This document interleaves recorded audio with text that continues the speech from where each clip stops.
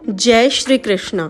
हमारे सनातन धर्म में कई प्रेम कहानियाँ कही जाती हैं, लेकिन अगर कोई प्रेम अमर हुआ है तो वो है राधा और श्री कृष्ण का।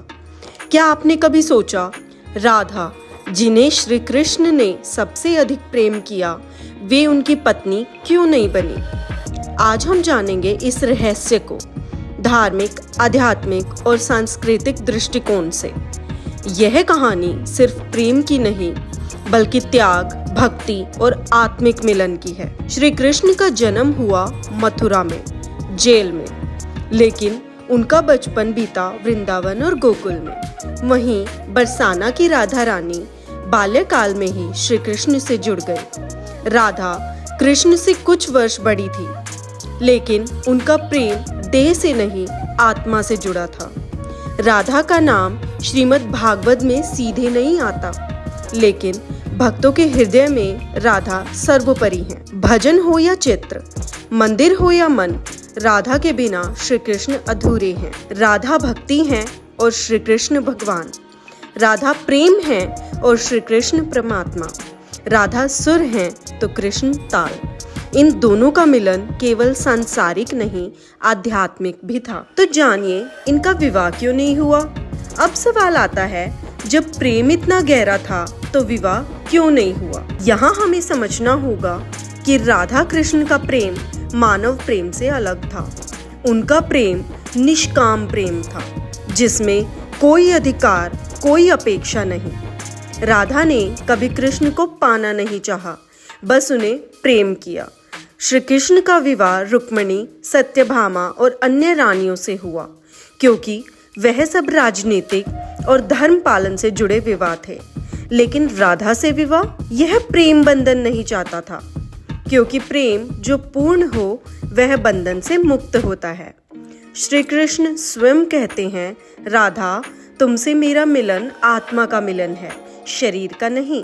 लेकिन उन्होंने विवाह के सांसारिक बंधन में नहीं बंधने का निर्णय लिया। सनातन धर्म में प्रेम दो स्तरों पर होता है, सांसारिक प्रेम और आध्यात्मिक प्रेम। सांसारिक प्रेम जिसमें इच्छाएं, अपेक्षाएं होती हैं, लेकिन आध्यात्मिक प्रेम जिसमें केवल समर्पण होता है।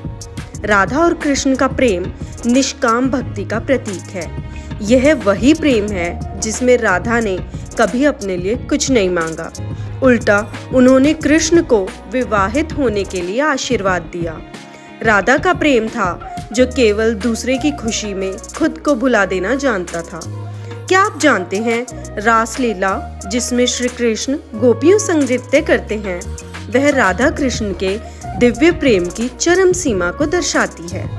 पर रासलीला भी भक्ति है, वासना नहीं। इसलिए कृष्ण ने विवाह नहीं किया, क्योंकि विवाह में बंधन है पर प्रेम में मोक्ष। राधा का उल्लेख महाभारत में या भागवत पुराण में बहुत कम मिलता है, क्योंकि राधा इतिहास नहीं, भाव हैं। गीत गोविंद, भागवत कथा, ब्रिज की लोक कथाएं, नाट्य शास्त्र और भक्ति आंदोलन, इन सब में राधा कृष्ण का प्रेम सर्वोपरि है। भक्त सूरदास, मीराबाई, रसखान और विद्यापति सभी ने राधा को ही परम भक्ति की देवी माना। यही कारण है कि आज भी हम कहते हैं राधा कृष्ण, ना कि कृष्ण राधे। इसका अर्थ है प्रेम पहले आता है, फिर भगवान। राधा प्रेम है, कृष्ण परमात्मा। प्रेम से ही परमात्मा की प्राप्ति होती है।